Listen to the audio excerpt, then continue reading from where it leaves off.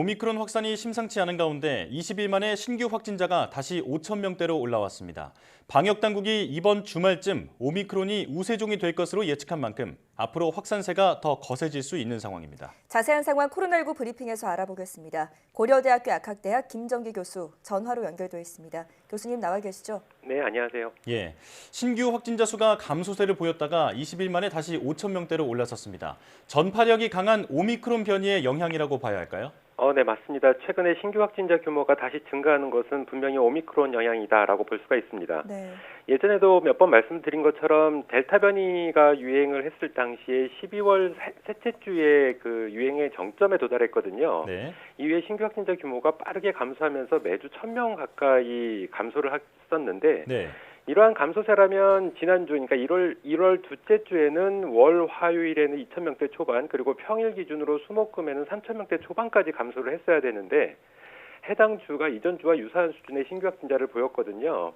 그러니까 1월 둘째 주에 실제로 오미크론이 지역사회에 크게 전파가 본격적으로 이루어지면서 네. 신규 확진자 규모에 영향을 주기 시작했다라고 보시면 될 것 같고요. 네.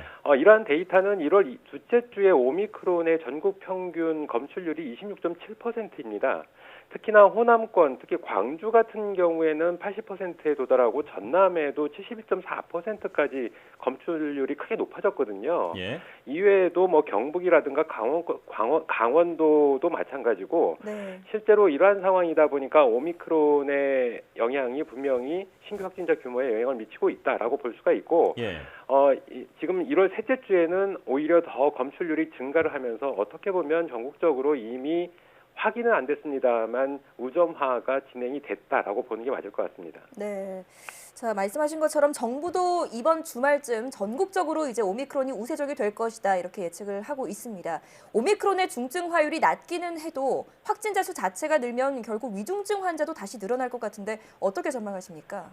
맞습니다. 오미크론의 병원성이 델타의 4분의 1 수준이다라고 알려지고 있거든요. 예. 그렇기 때문에 일단은 신규 확진자 규모가 지금보다 4배 정도 늘어나게 되면 위중증 환자의 절대 수치는 동일해진다 이렇게 보시면 될 것 같고 네.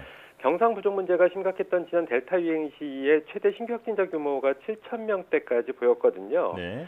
만일 신규 확진자 규모가 3만 명까지 늘어나게 되면 위중증 환자 수는 지난 델타 유행 정점 때와 동일하게 된다 이렇게 보시면 될 것 같습니다. 네. 따라서 지금보다 방역 강도를 더 강화하지 않으려면 중환자 병상 추가 확보 방안은 반드시 필요하다 이렇게 보고 있고요. 네. 그렇지 않으면 만일의 경우에 봉쇄 수준의 방역 강화가 필요할 수도 있다라고 보고는 있습니다. 왜냐하면 미국이나 영국처럼 실제로 미국이나 영국 같은 경우에는 막대한 인적 피해를 경험을 했거든요. 네. 그렇기 때문에 이러한 상황이 우리나라에서 재현되지 않으려면 실제로 우리가 감당 가능한 신규 확진자 규모, 그러니까 지금 볼 때는 어떻게 보면 최대 3만 명까지다 이렇게 볼 수가 있는데 네. 그 이상 계속 확산을 하게 되면 봉쇄 수준의 방역 조치를 강화할 수밖에 없다 이렇게는 보고 있습니다. 네. 자, 대응책에 대해서 말씀을 해주셨는데요. 지금 같은 흐름이면 앞서 정부가 밝혔던 오미크론 대응 단계가 곧 시행될 것 같습니다. 7천 명이 분수령이 될 것 같은데 자가격리 기간이 줄고 진단검사법도 늘어나는 등 상당한 변화가 있을 예정인데요. 현장에서의 혼란을 줄이려면 어떤 준비를 미리 해야 할까요? 앞서도 말씀드린 것처럼 일단은 다음 주 평일에는 7,000명을 넘어 8,000명대 중후반, 9,000명 안팎의 신규 확진자가 예측이 되고 있거든요. 예. 하루 신규 확진자 7,000명이 오미크론 대응 단계 기준이기 때문에 당장 다음 주부터 오미크론 대응 단계에 들어가지 않을까 이렇게 예측을 하고 있습니다. 예. 네. 가장 대표적인 부분이 앵커께서도 언급하신 것처럼 진단 부분에 있는데 기존의 진단 방법이 PCR 확진 방법에서 PCR과 신속 항원 검사를 병용하는 방법으로 변화가 됩니다. 예. 따라서 일선 의료기관에서 신속 항원 검사 키트를 보급을 해야 된다라고 보고 있고 네.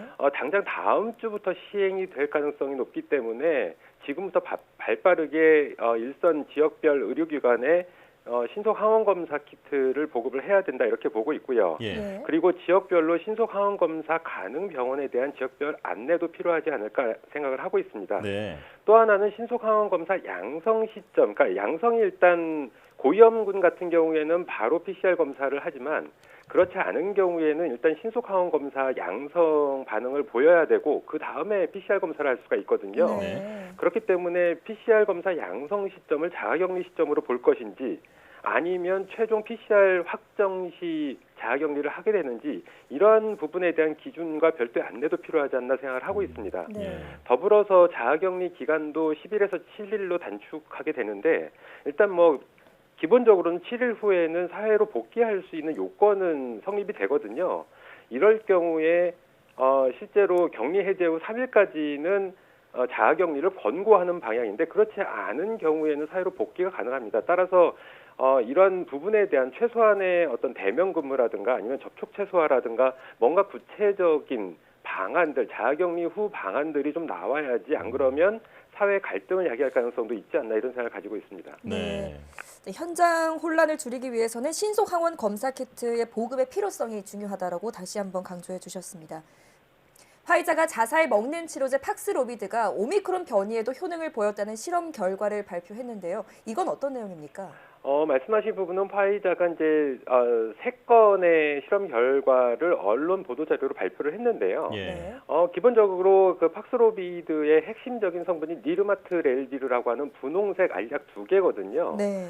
이 부분이 기존의 코로나19 바이러스와 같은 수준으로 오미크론 변이에 대해서도 항바이러스 효과를 나타낸다라고 하는 부분이고 비단 또 하나는 오미크론뿐만 아니라 델타와 베타 등 다른 주요 변이 바이러스들에 대해서도 동일한 항바이러스 효과를 나타낸다라고 발표를 했습니다. 네. 그리고 세 번째 같은 경우에는 이제 파이자 이제 단독으로 시행한 부분은 아니고 뉴욕 마운틴 사이나이 의과대학하고 공동 연구를 진행한 부분인데 예. 이 오미크론이나 아니면 기타 다른 주요 변이 바이러스에 대한 항바이러스 효과를 나타내는 농도도 서로 비슷하다라고 얘기를 하고 있습니다. 네. 그 얘기는 결론적으로 팍스로비드가 델타나 오미크론 등 주요 변이 바이러스에 대한 항바이러스 효과를 그 이 변이 바이러스들에 대해서 그대로 유지를 하고 있다라고 보시면 될 것 같습니다. 네. 예.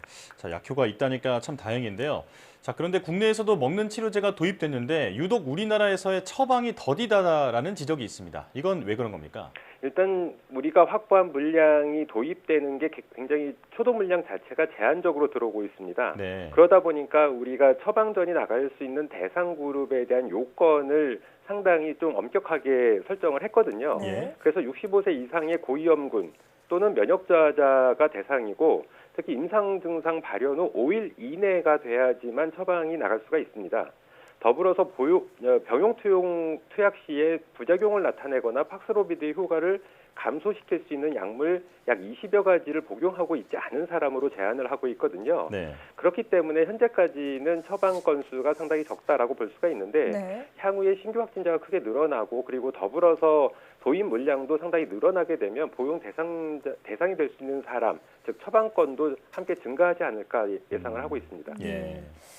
자, 또 새로운 연구 결과가 나왔습니다. 남아공 연구진이 백신 접종자 중에 오미크론 변이에 감염된 사람은 델타 변이에는 감염되지 않는다라는 연구 결과를 발표한 건데요. 이 연구 결과가 맞다면 오미크론이 팬데믹의 끝을 앞당길 수 있을까요?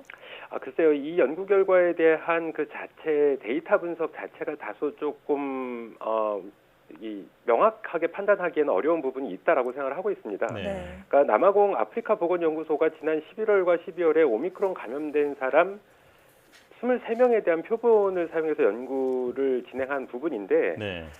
실제로 이 부분은 대상 표본 수가 너무 적다라고 생각을 하고 있습니다. 따라서 일반화하기는 어렵지 않나 이렇게 생각을 하고 있고 예. 그리고 남아공 같은 경우에 다른 나라도 마찬가지지만 특히 남아공에서 오미크론이 급속히 우점화됐거든요. 그러니까 델타에 감염됐던 사람들이 오미크론에 감염될 확률은 상대적으로 많이 높았는 반면에 실제로 델타가 빠르게 오미크론으로 치환됐기 때문에 오미크론 감염자 중에서는 다시 델타를 감염된 확률은 상당히 낮았다 이렇게 보고 있습니다. 예. 따라서 이 분석 자체에 오류가 좀 있지 않을까 생각을 하고 있고요. 면역학적 관점으로 볼 때는 실제로는 상호 교차 반응이 일어나는 게 맞다라고 보고 있습니다. 예, 조금 더 검증이 필요한 연구다 이렇게 정리할 수 있겠습니다. 방역 패스 적용 예외 사유 확대에 대해서도 알아보겠습니다. 앞으로는 백신 이상 반응 때문에 입원 치료를 받은 사람까지는 방역 패스 예외로 인정하기로 했는데요. 이런 예외 사유 확대 방침에 대해서 교수님의 의견은 어떤지 또 예외 사유로 인정할 때 고려해야 할 점은 뭐라고 생각하시는지 들려주시죠. 과거에 방역 당국에서 이 백신 패스를 적용할 때에는 실제로 미접종자들에 대한 감염 우려를 감소시키려는 의도도 분명히 있었습니다만 예. 또 한편으로는 백신 접종률을 높이려는 의도도 없지 않아 있었거든요. 그런데 지금 같은 상황에서는 어느 정도 백신 접종률에 도달을 했기 때문에 보다 백신 접종을 높이려고 하는 의도보다는 실제로 미접종자가 감염될 확률 이런 것들을 낮춰주려는 의도가 상대적으로 상당히 강하다 이렇게 볼 수가 있습니다. 네. 그리고 앞서도 언급드린 것처럼 오미크론의 확산세가 조만간 우전화가 되면서 미접종자에 대한 감염 확률과 위중증화 진행의 우려가 상당히 높거든요. 예. 그렇기 때문에 지금에서는 백신 패스, 방역 패스의 예외 사유를 확대하는 것은 맞지 않다라고 보고 있습니다. 예. 어찌됐든 이럼에도 불구하고 지금 그 예외 사례 대상자의 규모를 입원 치료 경험자, 그러니까 백신 접종 후에 이상 반응을 경험하신 분들 중에서 입원 치료를 하신 분들로 한정을 하고 있거든요. 네. 이러한 부분은 큰 의미가 있을까라는 생각이 듭니다. 실제로 입원 치료까지 받는 사람들보다는 백신 접종 이상 반응으로 다음 차수에 백신 접종을 못하거나 아니면 가능성 때문에 못하시는 분들이 상당히 많거든요. 네. 그래서 이 부분은 여전히 형평성 우려가 상당히 대두될 가능성이 상당히 높다라고 보고 있고 예. 기본적인 대전제는 지금 상황에서는 미접종자분들을 보호하는 차원에서 백신 패스 확대 적용 적용 예외 사유 확대는 맞지 않다라고는 개인적으로 보고 있습니다. 예. 자, 여기까지 듣겠습니다. 코로나19 브리핑 고려대학교 약학대학 김정기 교수와 함께했습니다. 교수님 고맙습니다. 네, 감사합니다.